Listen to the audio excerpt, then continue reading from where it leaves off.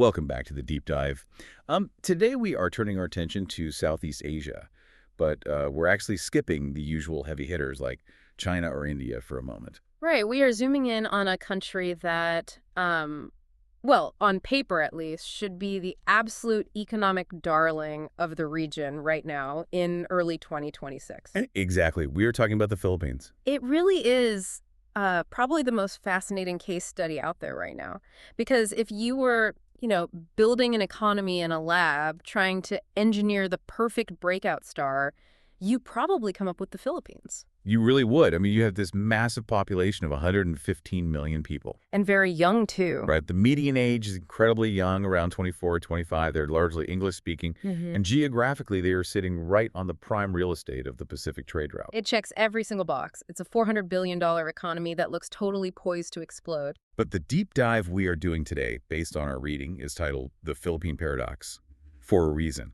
Because when you look at the actual data from early 2026, the IMF reports, the World Bank assessments, and the political intelligence on the ground, that breakout story seems to be cracking.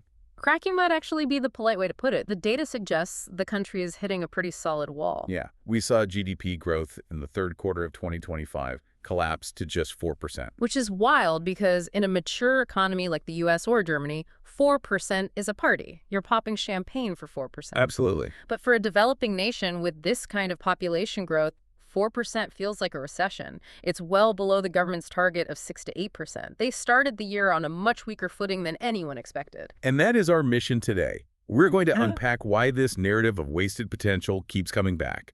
Why are neighbors like Singapore or Vietnam managing to industrialize while the Philippines feels stuck? We've got a lot to unpack. Economic structural flaws, a political feud that feels like something out of a drama, and a geopolitical standoff that could literally spark a conflict. It's a tangled web, for sure. But to understand the failure to launch, you kind of have to look at how the engine actually works. Or rather, how it doesn't work. Let's start with the macroeconomy. The sources we reviewed refer to the 6% illusion. Right, because for years, the narrative was that the Philippines had this unstoppable structural growth, just a guaranteed 6 or 7% every year.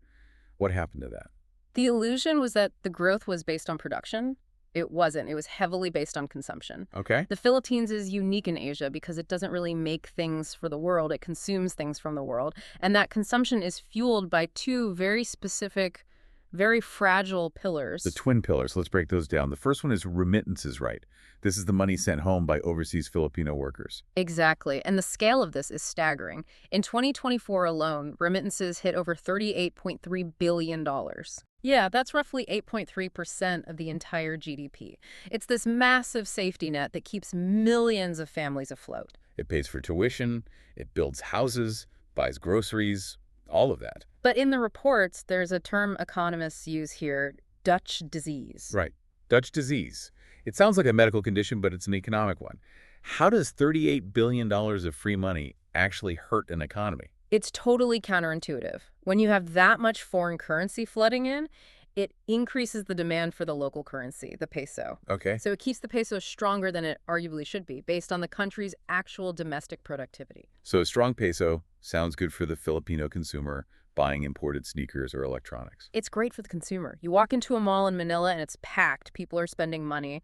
But it is a death sentence for the manufacturer. Because their exports become too expensive? Exactly. If you're trying to set up a factory in Manila to export goods, your costs are artificially high compared to a factory in Vietnam or Indonesia because of that currency strength. So the remittances essentially act as a sedative. A sedative. That's a great way to put it. Yeah, they make life comfortable enough to consume, but they erode the competitiveness needed to produce. You end up with malls instead of factories, fast food chains instead of assembly lines. And there's a real human cost to this exporting labor model, too. By 2026, we are seeing a severe brain drain. Oh, massive. The sources are reporting acute shortages of nurses, engineers, and technicians inside the Philippines. That is the ultimate irony of the situation. The country is famous globally for exporting nurses, but now local hospitals are understaffed. Because they can make 5 or 10 times the salary in London or Dubai. The domestic economy just cannot compete with those wages. So you have a situation where the country is exporting its most valuable asset, its skilled people, and in return it gets cash that fuels a consumption bubble, but doesn't build long-term infrastructure. It's a very precarious position. But let's move to the second pillar, because looking at the 2026 data, this one seems even more wobbly, the BPO sector. Business process outsourcing, the call center's back office IT support. This has been the golden goose for 20 years. It's a $35 billion industry employing nearly 1.7 million people. It basically created the modern Filipino middle class.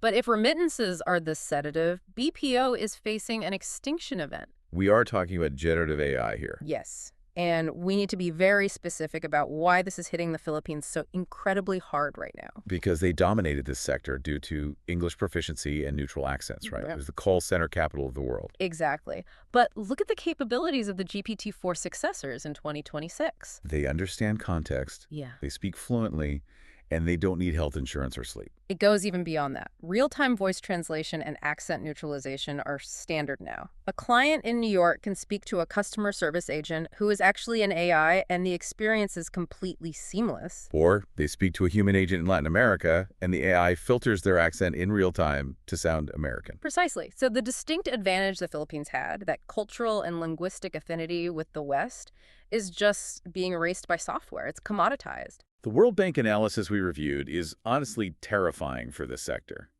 It estimates that 30 to 40% of entry-level BPO tasks could be automated by 2028. That is barely 2 years away. And major clients are already piloting these AI-first support systems. Right.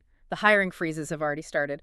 And the real tragedy is the education system is still churning out graduates specifically for these call center jobs. Training an army for a war that's already over. If this pillar cracks, you have almost 2 million people, mostly young, urban, middle-class workers, who suddenly have nowhere to go. Which naturally brings us to the big comparison.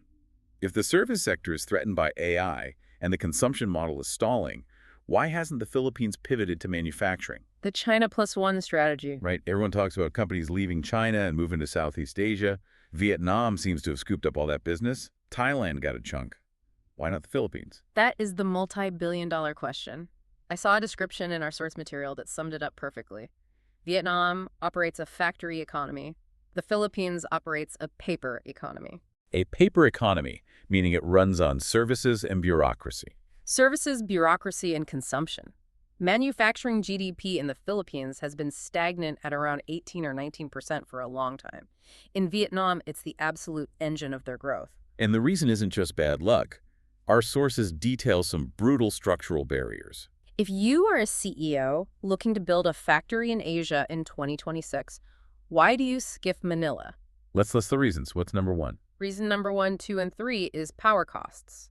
Electricity. Philippine electricity prices are roughly 18 to 25 cents per kilowatt hour. Which is among the highest in Asia. It is double what you pay in Vietnam or Indonesia. Double. That wipes out your profit margin before you even start. Especially for energy-intensive manufacturing like semiconductors or heavy machinery, the grid is fragmented because it's an archipelago and there's very little state subsidy compared to neighboring countries.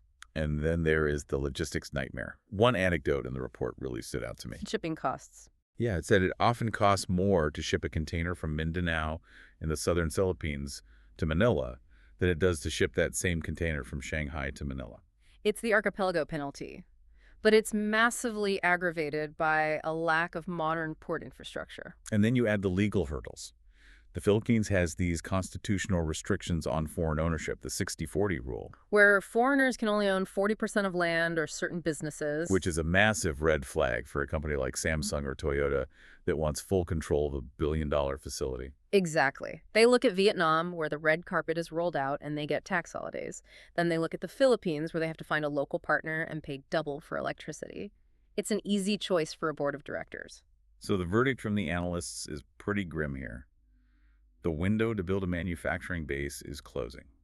As automation makes low-cost labor less relevant, the Philippines might have missed the boat entirely. It's a harsh reality, and usually when an economy struggles like this, you look to the government to steer the ship. Right, to pass reforms. But looking at the political section of these 2026 reports, it looks like the captain and the first mate are having a knife fight on the bridge. That is a very vivid and very accurate description of the current political firestorm. Mm-hmm. We are witnessing the total collapse of the UniTeam. For context, for anyone who doesn't follow Philippine politics daily, in 2022, President Marcos and Vice President Sara Duterte ran on this unity ticket. They completely swept the election. It was supposed to be a dynastic alliance that would rule for decades. Two massive political families combining forces. But by early 2026, that alliance isn't just dead, it is actively toxic. We are seeing open warfare. There are impeachment threats flying around, investigations into the previous Duterte drug war by the International Criminal Court. Which the Marcos administration is suddenly cooperating with, by the way. Right, and even allegations of assassination plots. It's escalating so fast. Analysts are calling this environment the hour of danger. Hour of danger. That implies some serious instability. It implies a state of mutually assured destruction. The entire government apparatus is focused on political survival and attacking the other faction. So they aren't passing economic reforms to fix the power grid or the 60-40 rule. No, they are holding legislative hearings to destroy their political rivals. It's total gridlock. And while the elephants fight, the grass gets trampled. There is a specific scandal from late 2025 that the sources highlight, which really shows the real-world cost of this dysfunction, the flood control scandal. This was an absolute gut punch to the public. In late 2025, it was revealed that roughly $2 billion earmarked for flood defenses had essentially vanished. $2 billion, money for levees, drainage pumping stations. Vanished into ghost projects. Meaning on paper a dam was built, but in reality it's just an empty field. Or they used completely substandard materials that crumbled the second water hit them. And the tragedy is this wasn't just a financial crime. People died. When Typhoon Kalmegi hit in November 2025. Exactly. The new levees that were supposed to protect those communities simply didn't exist. Over 200 people died in the resulting floods. That completely destroys public trust. And it shattered investor confidence in the government's Build Better More infrastructure program. It proved that despite all the modern rebranding, the system is still plagued by the same deep-seated corruption. It's hard to sell the country as a safe investment destination when $2 billion can just evaporate. Right. So we have economic headwinds, we have political chaos, and now we have to talk about the geopolitical situation, the South China Sea frontline. This is the ultimate flashpoint. If you are looking for where a major global conflict might start in 2026, the West Philippine Sea is right at the top of the list. The Philippines is the only ASEAN nation that is directly and physically challenging China's 9-dash line right now. They are out there on the water. And we've seen the headlines about gray zone warfare. What does that actually look like in practice? It's everything short of firing a live missile. We are talking about Chinese Coast Guard ships, which are massive, using military-grade lasers to temporarily blind Filipino crews. And the water cannons. Water cannons powerful enough to shatter the windshields of Philippine vessels and injure the sailors inside. Plus, intentional ship rammings. There was one detail in the geopolitical report that felt almost cinematic. The visual symbolism of the markers in February 2026. Oh, the booze. Yeah, Chinese markers suddenly appeared near contested Philippine features that simply read, "Welcome to China." It's a direct humiliation tactic. Remember, Manila holds the ASEAN chairmanship in 2026. Oh, So this is China signaling to the entire region, we are here, this is ours, and there's nothing Manila can do about it. But Manila's doing something. They have pivoted hard back to the United States. President Marcos has doubled down on the Washington alliance. He granted the U.S. access to 9 military bases under the EDCA agreement. And some of those bases are in the far north right, facing directly toward Taiwan. Exactly, and this brings up the shield or sword debate among analysts. Does this U.S. alliance protect the Philippines, or does it just paint a giant target on its back? Because in a conflict over Taiwan, the Philippines is now a guaranteed target. Those U.S. bases would be launch pads for American operations. China knows this perfectly well, so they aren't just using water cannons, they are retaliating economically right now. How are they doing that? They're harassing local fishing vessels, which costs the Philippine sector about $200 million a year. But more importantly, they are blocking energy exploration. Which ties right back to the economy. Exactly. We talked about high electricity costs killing manufacturing. Well, the Philippines has significant natural gas reserves in the Reed Bank. But they can't get to it. They can't touch it. Every time they try to send a survey ship out there, Chinese vessels swarm it and chase it away. So the geopolitical standoff is directly keeping electricity prices high, which prevents factories from opening, which keeps the country dependent on remittances and BPOs. It is a vicious cycle. You can't fix the economy without energy, you can't get energy without security, and you can't get security without angering your biggest neighbor. It's incredibly complex. Let's bring this down to the ground level, though. We've been very macro. What is the daily reality for a citizen living in this paradox? The daily reality is friction. The sources call it the infrastructure drag. Like the traffic in Metro Manila. It's legendary for all the wrong reasons. The estimates show the cost of traffic in Manila is about $60 million per day in lost productivity. $60 million every single day. Just time wasted sitting in a car or a bus. It drains the life out of the workforce. People spend 4 or 5 hours a day just commuting. That is time they aren't working, resting, or spending with their families. And then there's the main gateway to the country NAIA airport. It remains one of the most congested gateways in the world. They've started privatization, which is good, but the timeline for a real fix stretches out to 2030 at best. We also have to talk about the demographics again. We started by praising the massive young population. But the sources point out a trap here, too.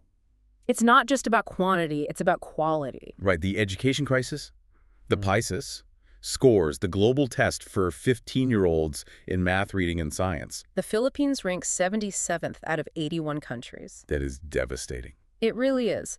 Because if you want to transition your economy from call centers to advanced AI management or from manual labor to precision manufacturing, you need a workforce with very strong baseline math and reading skills. And the system just isn't delivering that right now. It's producing a workforce for the economy of 2005, not 2030. We've been piling on the bad news here. And the goal of this deep dive is to look at the sources objectively. But there has to be a bright spot. Is anything actually working well in early 2026? There is one major bright spot, and interestingly, it is exactly where the people have bypassed the traditional government and banking systems entirely. The digital economy. Specifically fintech. We're talking about platforms like Gcash and Maya. They have something like 90 million plus users now, right? Yes. They completely leapfrogged the traditional banking system. They brought millions of unbanked people into the financial system almost overnight. And the sources also highlight that the Philippines is a global leader in crypto adoption. But not just for speculation like you see in Western markets. They use it for actual utility. Like sending remittances home cheaper than Western Union. Exactly. Or using play to earn gaming to supplement their daily income. It shows that the population is highly adaptable. So when you give them a digital tool that actually works, they adopt it faster than almost anyone else. The adaptability is absolutely there. The people are ready. They just need the system to catch up to them. That leads perfectly to the core analogy from the source material. It's a great way to summarize all of this. Think of the Philippines like a computer system. It has excellent software. The software being the people. Right. They are resilient, English-speaking, digitally savvy, and young, but they are trying to run on obsolete hardware. The infrastructure, the power grid, the terrible traffic. And the operating system, the governance, is corrupted and buggy. Great software, bad hardware, buggy OS. It explains exactly why things feel so disjointed. So if you're an investor looking at this landscape in 2026, what is the actual advice? The consensus from the reports is to be surgically selective. You buy consumer staples. Because 115 million people still need to eat and shop. Exactly. Food and retail will always move. You buy into that fintech boom we just talked about. Yeah. But you stay away from traditional real estate, which is oversupplied. And you avoid the labor-intensive BPO sector. Extreme caution there because of the AI risk. And you keep one eye on the South China Sea. Always. One miscalculation there and every economic forecast we just talked about becomes completely irrelevant. So what does this all mean for the future? People have been saying the Philippines is the next big thing or at a crossroads for decades. They have, but the critical difference now is the clock. The clock is ticking. The Philippines relied on exporting labor and hosting call centers for 20 years, and it worked. It kept the economy afloat. But AI is rapidly closing the door on those call centers. And the demographic dividend doesn't last forever. Right. Populations eventually age. So the provocative thought we want to leave you with, based on all these 2026 reports, is this. The Philippines relied on exporting people and answering phones. As AI closes those doors and climate change hits the archipelago, what happens to 115 million people if the country fails to build a real industrial base right now? You cannot just export your way out of this forever. If they don't fix the hardware and the operating system soon, that demographic dividend becomes a demographic time bomb. The promise is running out of time. A very sobering thought to end on. The potential is undeniable, but potential alone doesn't pay the bills. That is the Philippine Paradox of 2026. Thanks for joining us for this deep dive into the reports. We will catch you on the next one.